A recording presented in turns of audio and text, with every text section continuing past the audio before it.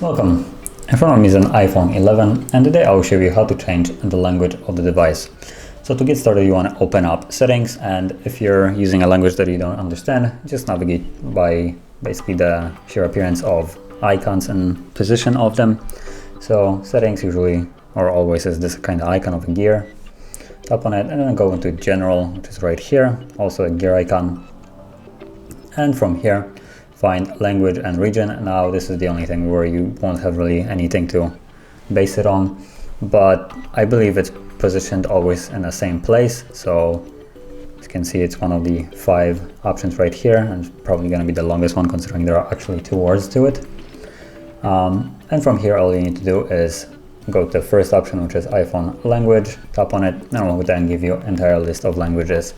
And all you need to do is select a different language. For instance, change it to Polish, change the language, and then it will start changing it, and you can see now that it's completely changed to a different language. So that is how you would do it, and if you found this video helpful, don't forget to like, subscribe, and thanks for watching.